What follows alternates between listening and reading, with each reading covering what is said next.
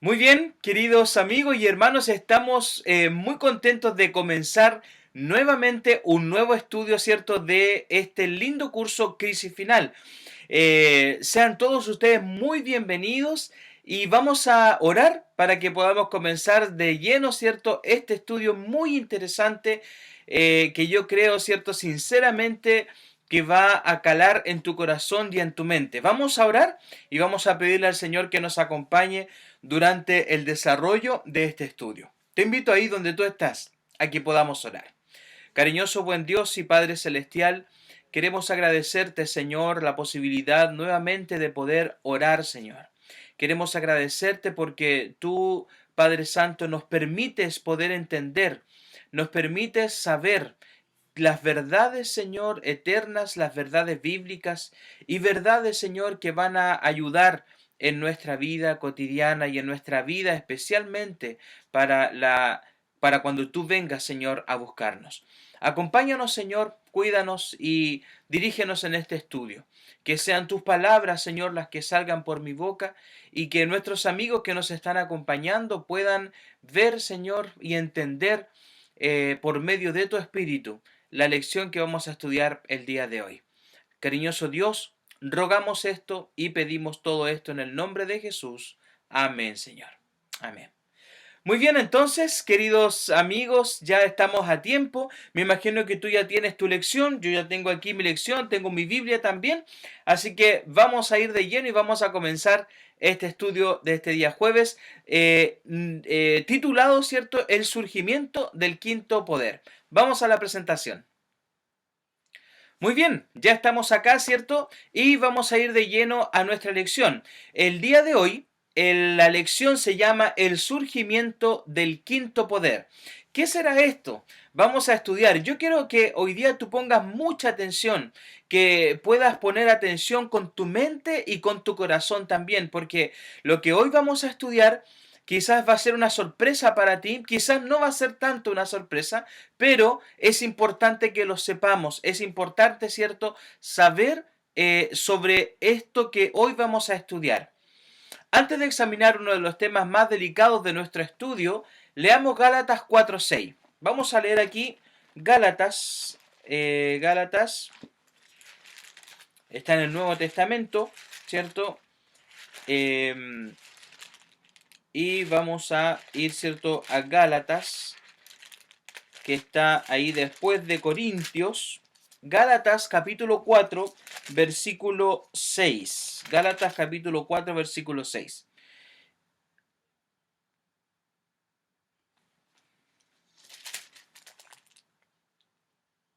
Perdón, versículo 16, disculpen. Capítulo 4, versículo 16. Dice, me he hecho, pues, vuestro enemigo por deciros la verdad.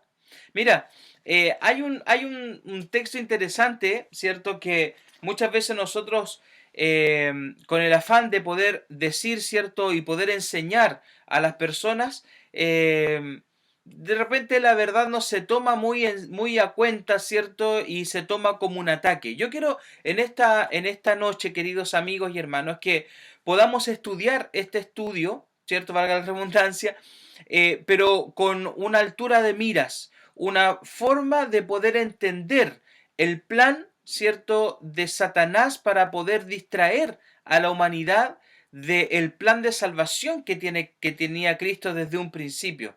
¿Ya? Y aquí también, ¿cierto? Dice, ay de mí si no anunciar el Evangelio.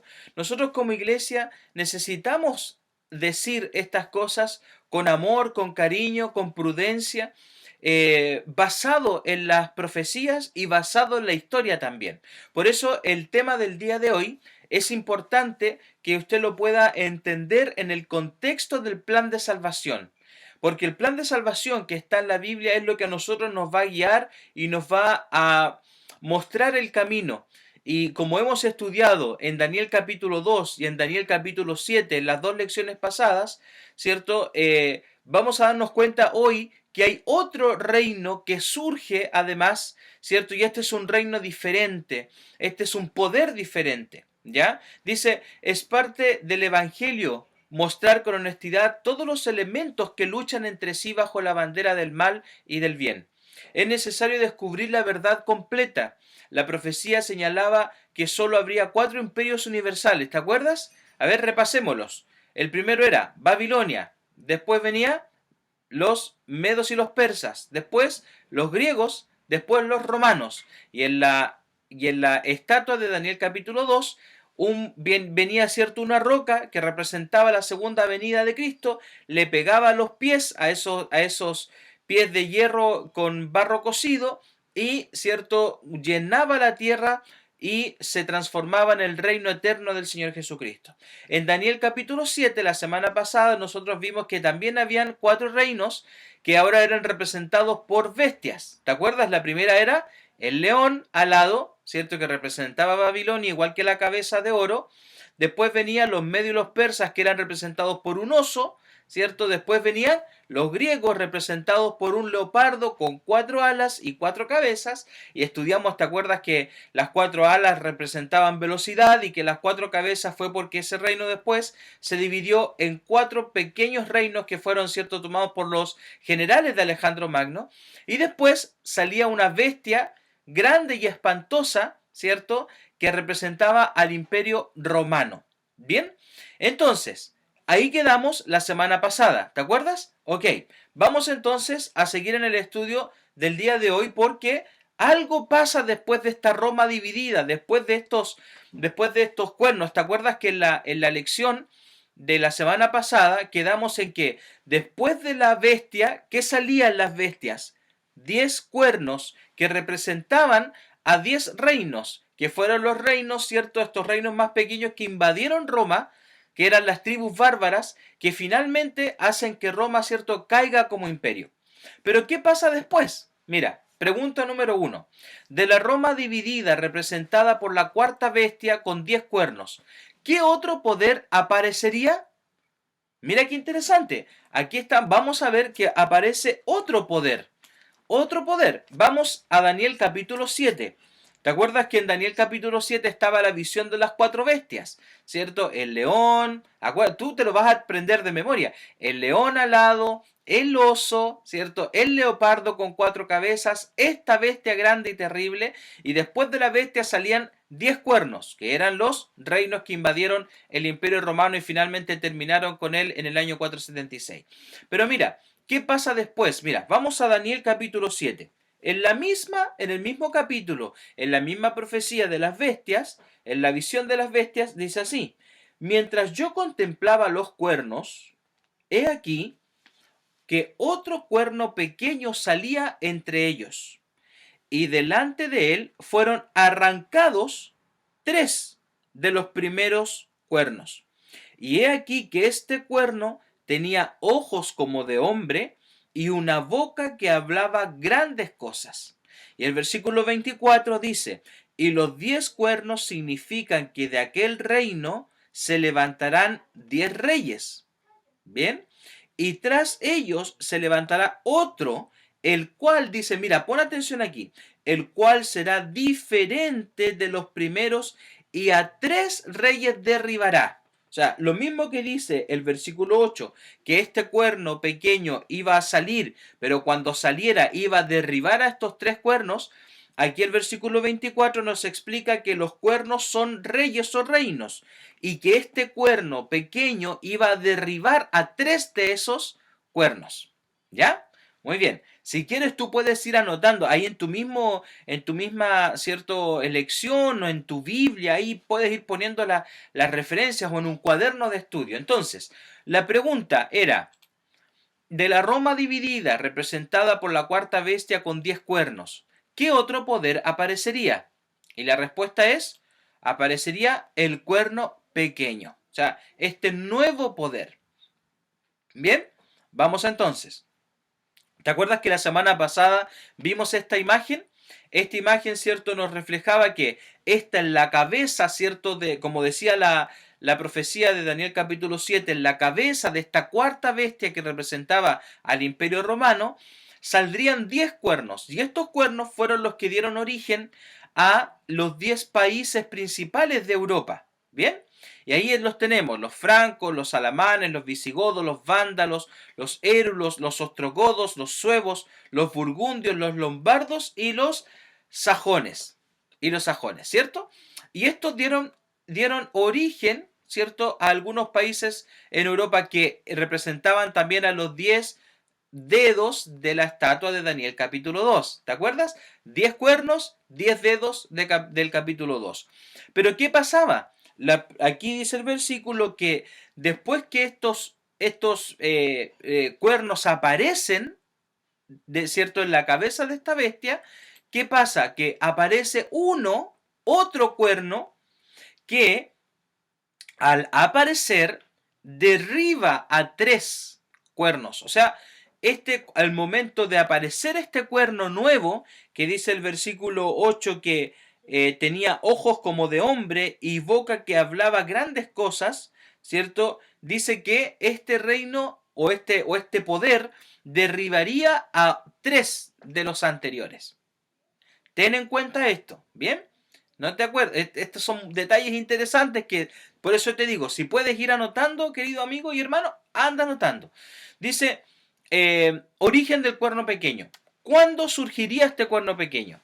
Y aquí nos vamos a situar en la historia. Por eso te acuerdas que cuando comenzamos el estudio dijimos que la profecía se situaba en la historia, por eso la iglesia adventista utiliza el método de interpretación historicista, o sea, los acontecimientos de la Biblia situados en la historia. ¿Bien?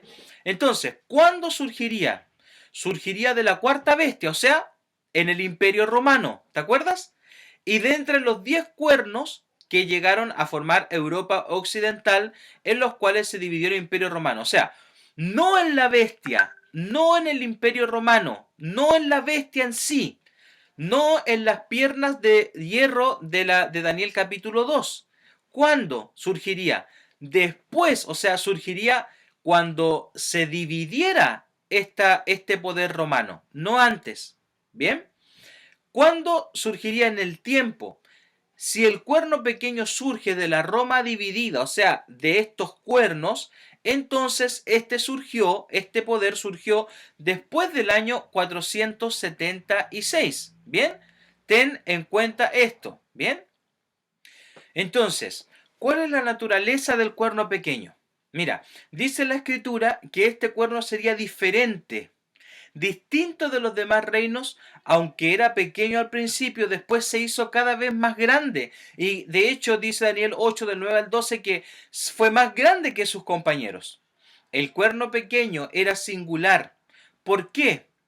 Porque dice la escritura que blasfemaría contra el Altísimo y perseguiría a los santos.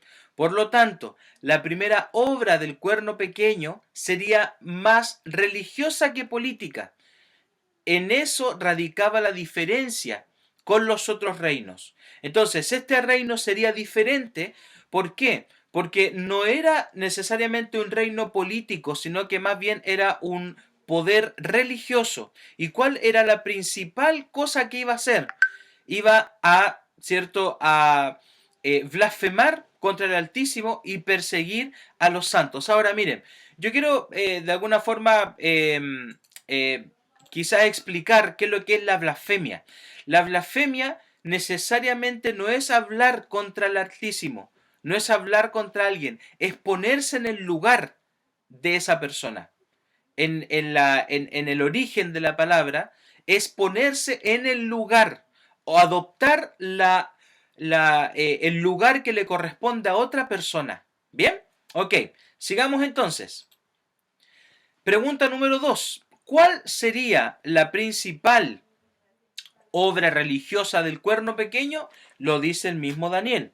Daniel 7:25. Mira lo que dice. Y hablará palabras, se está hablando de este cuerno pequeño que derribó a otros 3 cuernos. Dice, y hablará palabras contra el Altísimo, y a los santos del Altísimo quebrantará, y pensará en cambiar los tiempos y la ley, y será entregados en su mano tiempos y la mitad de un tiempo.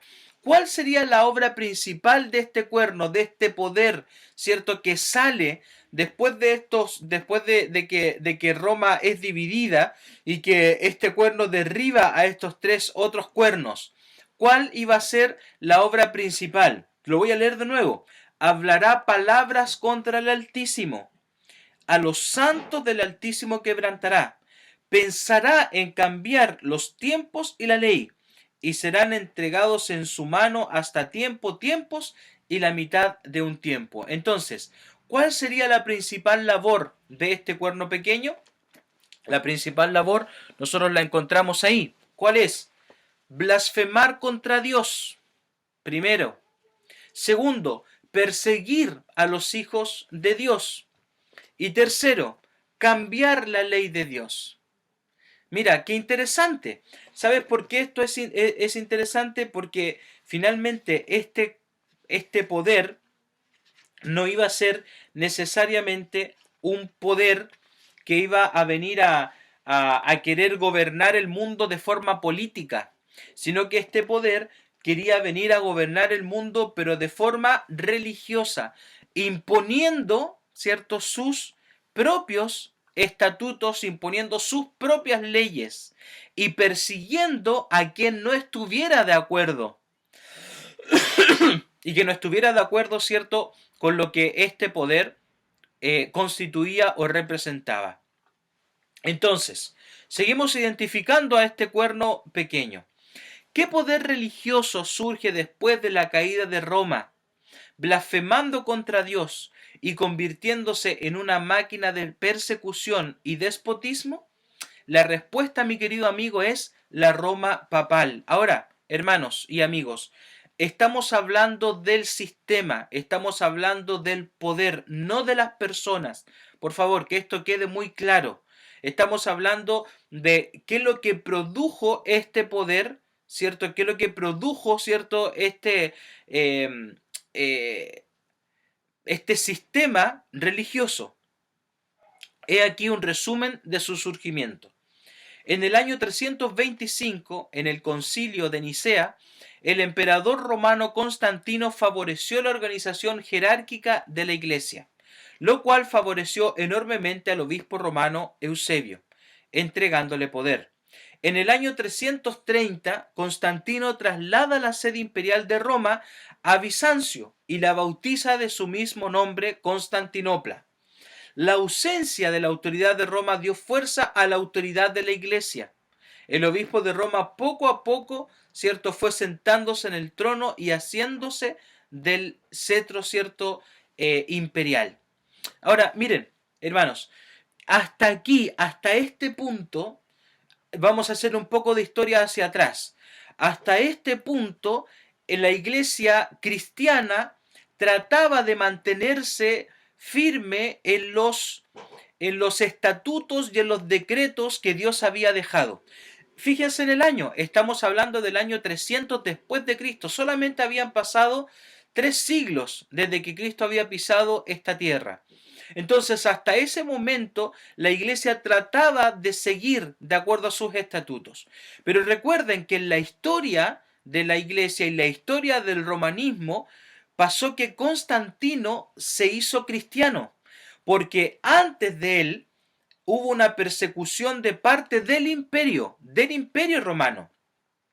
¿Se acuerdan ustedes cuando estas películas antiguas, ¿cierto? Como por ejemplo Ben-Hur, que eran películas donde se veía cómo a los cristianos los echaban a los circos romanos?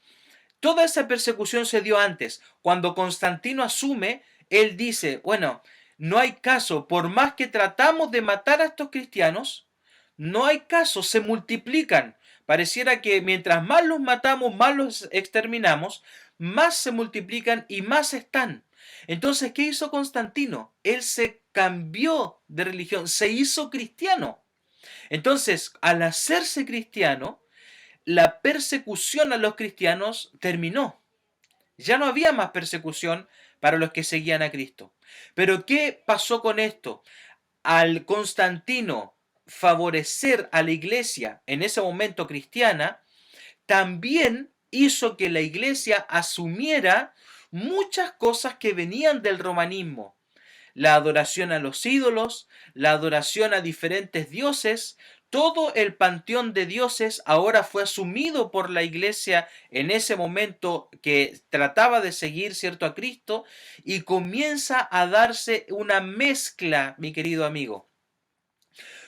Comienza a darse una mezcla y aparte de darse una mezcla, comienza a darse algo que se llama...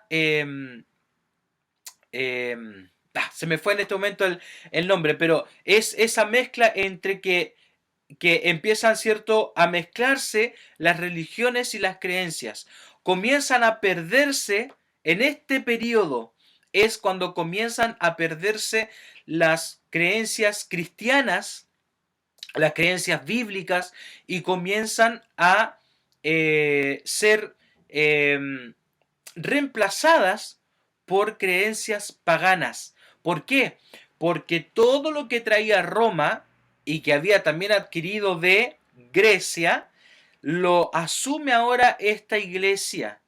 Y esta iglesia comienza a mezclar y poco a poco comienzan a perderse las cosas que venían directamente de Dios, como la creencia en Cristo, como la ley de Dios, los mandamientos, como la creencia, ¿cierto?, del sábado, que era el día de reposo, es reemplazado por otro día, etcétera. Son detalles, amigo, que no te pierdas porque los vamos a ver en las demás lecciones. Solamente quiero hacerte esta pequeña unión para que tú entiendas desde dónde venía esta iglesia que en este momento comienza a tener mayor, cierto, preponderancia, pero ahora empieza a mezclar la política y empieza a mezclar todo lo que venía de Roma por medio también del poder que le da Constantino. ¿Bien? Muy bien. En el año 476 nosotros sabemos que cae el Imperio Romano.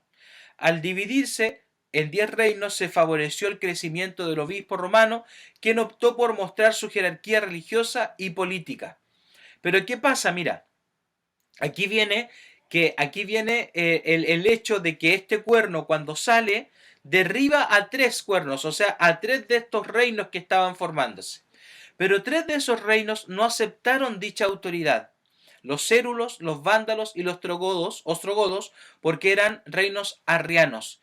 ¿Y qué pasó? ¿Qué hizo este cuerno pequeño? ¿Qué hizo esta autoridad? Los exterminó.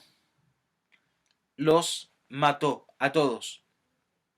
En el año 538, Justiniano, emperador de Roma, da un decreto reconociendo la autoridad del obispo romano, más adelante llamado Papa, y se le declara cabeza de la Santa Iglesia, cabeza de los santos sacerdotes, corrector de herejías. De esta manera se inicia la más cruel de las persecuciones contra el pueblo de Dios. Mira, mira qué interesante.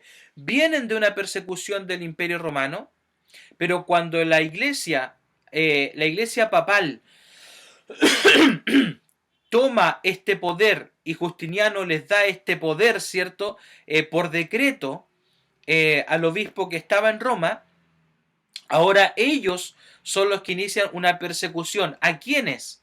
A los que no aceptaron la autoridad papal, a quienes no quisieron reconocer al Papa como el padre de la iglesia y como la cabeza de la iglesia. Interesante, ¿cierto? Muy bien. Pregunta número 3. Hablando acerca de este poder religioso, entre paréntesis, mis queridos amigos, todo esto que nosotros vemos acá, por ejemplo, que vemos aquí en lo que es historia, usted puede revisarlo en la historia, donde usted quiera, y va a ver que son datos verídicos y son datos reales. Nosotros sabemos cuánta persecución ejerció en el nombre de Dios, ¿cierto?, la Iglesia Católica Apostólica Romana, el Imperio Romano, el sistema romano. ¿Bien? Muy bien, pregunta 3. Hablando acerca de este poder religioso, ¿quién dijo Pablo que se levantaría como su líder? Vamos a ir a Segunda de Tesalonicenses. Vamos a ir aquí casi al final de la Biblia y vamos a buscar este texto que es bastante interesante. Segunda de Tesalonicenses, capítulo 2, versículo 3. Capítulo 2, versículo 3. Mira, Mira lo que dice respecto a la manifestación del hombre de pecado, o sea, el hombre que se opone a Dios. Versículo 3 dice, nadie os engañe de ninguna manera, porque no vendrá sin que antes venga la apostasía y se manifieste el hombre de pecado, el hijo de perdición. ¿Quién dijo Pablo que se levantaría como su líder? El hombre de pecado, el hijo de perdición. ¿Qué es lo que nosotros estudiamos recién? La iglesia, el imperio romano coloca, o lo que quedaba del imperio romano en realidad, ¿cierto? Le da autoridad, Justiniano le da autoridad ¿a quién? Al obispo romano, para que pueda ejercer como cabeza de la iglesia, como perseguidor de los herejes, etcétera. Y es este personaje que se transforma en una persona que se opone, y más que una persona, es la cabeza de un sistema que se opone a Dios, porque se hace pasar por Dios, porque se da prerrogativas de Dios, como perdonar pecados, como otorgar indulgencias, como nombrar quién es santo y quién no, etcétera, como reemplazar los 10 mandamientos. Los 10 mandamientos bíblicos son diferentes a los 10 mandamientos que enseña el poder papal. Mira, ¿cuál sería la principal labor y por la cual se lo llamaría anticristo? Segunda de Tesalonicenses 2:4. Mira, dice, el cual se opone y se levanta contra todo lo que se llama Dios o es objeto de culto, tanto que se sienta en el templo de Dios como Dios, haciéndose pasar por Dios. Mira, cuando tú ves, querido amigo y amiga, cuando tú ves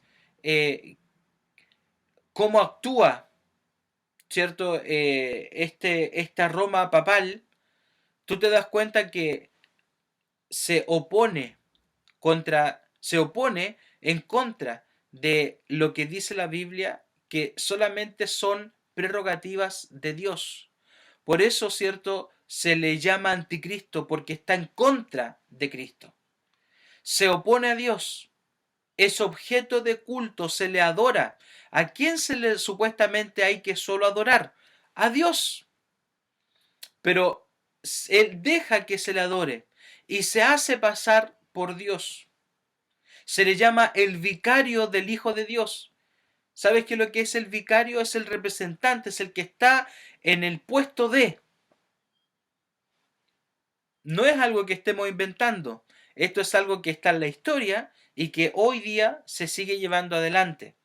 Pregunta número 5. Reafirmando lo que dice Daniel, ¿cuándo será destruido este poder? Mira, Daniel, segundo Tesalonicenses 2, versículo 8, dice, y entonces se manifestará aquel inicuo, a quien el Señor matará con el espíritu de su boca y destruirá con el resplandor de su venida. ¿Cuándo es que este poder finalmente va a llegar a su fin?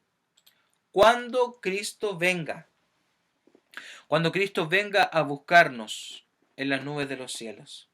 Así como lo dice Daniel capítulo 2, que es representado por una piedra que choca en los dedos de la estatua y la destruye. Así como en Daniel capítulo 7 es representado por este anciano de días que se sienta en su trono y los libros son abiertos para iniciar, ¿cierto?, el proceso de la segunda venida. Así Tesalonicenses también nos dice que Cristo va a terminar con este poder cuando Él venga y ya no haya más engaño. El apóstol Pablo señala al líder del cuerno pequeño como el anticristo, el hombre de pecado o el hijo de perdición, porque llevaría a la perdición al cristianismo, un poder religioso que se opondría a Dios y lo haría sutilmente, ya que se sienta en el trono de Dios, haciéndose pasar por Dios. En otras palabras, pretendería ser igual a Dios y la cristiandad le tendría gran reverencia y le constituiría en el centro de la religión cristiana. Este es otro de los 4 principios de la rebelión de Satanás, ser como Dios. Sabes, querido amigo, la verdad es que cuando nosotros hablamos y revelamos esto que está en la Escritura, que revela también que hay un poder religioso en esta tierra, que, que sirve al enemigo de Dios, lo hacemos con mucha responsabilidad, sabiendo que en todas las iglesias hay gente hermosa, hijos de Dios, que tienen que llegar al redil correcto. Gente muy sincera de corazón, pero que quizás por mucho tiempo ha estado equivocado en la religión que han seguido. Cuando tú revisas inclusive cuando usted revisa los dogmas y las doctrinas de este poder religioso, de el papado, se da cuenta que muchas se oponen a lo que la Biblia enseña y son reemplazadas por otras doctrinas, por otras fiestas, por otros dogmas, por otras doctrinas, por otras creencias que no tienen nada que ver con lo que enseña la Biblia. Por eso el apóstol Pablo lo llama como el anticristo, porque se opone a lo que Dios quiere enseñar. Y fue así como, después de haber pasado un cristianismo puro, hasta el año 300, después de 3 siglos, este poder se empieza a corromper, porque se empieza a mezclar con todo lo que venía y todas las creencias que venía de el Imperio Romano y que también había adquirido de Grecia, de los persas y de los babilonios. Porque aunque usted sabe, mi querido amigo y hermano, que aunque los reinos se sucedían, ¿cierto?, unos con otros, siempre quedaba algo del legado que dejaba el imperio anterior. Por eso hoy en día nosotros todavía tenemos muchas cosas de los griegos. Palabras, fíjese usted cuántas palabras tenemos de los griegos, o que derivan de un vocablo griego. Oftalmos, ojo, oftalmología, psicología, psique, mente, etcétera. Podríamos dar aquí un montón de ejemplos.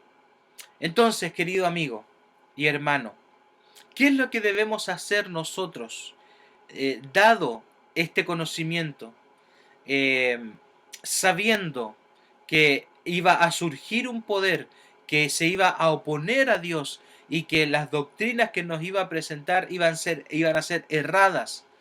¿Qué dice Primera de Reyes 18:21? Mira, vamos a leer estos 3 textos para ya ir terminando nuestra lección del día de hoy.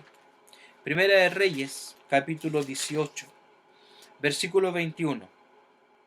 Dice: Y acercándose Elías a todo el pueblo dijo: ¿Hasta cuándo claudicaréis entre dos pensamientos? Si Jehová es Dios, seguidle, y si es Baal, id en pos de él. Y el pueblo no respondió una palabra. ¿Sabes? Tenemos que decidir a quién seguir. Tenemos que decidir seguir a Dios y su palabra, o sea, la Biblia, lo que la Biblia nos enseña, o seguir doctrinas de hombres. Y tú sabes, mi querido amigo y amiga, que las doctrinas de hombres son erradas, son imperfectas. ¿Qué dice el siguiente texto? Hechos 5:29. ¿Qué dice Hechos 5:29? Dice así. Mira lo que dice aquí. Respondiendo Pedro y los apóstoles dijeron: es necesario obedecer a Dios. Voy a leerlo de nuevo. Es necesario obedecer a Dios antes que a los hombres. ¿A quién vas a obedecer tú, amigo y amiga? Tú que estás conociendo este conocimiento tan importante que muchos no tienen.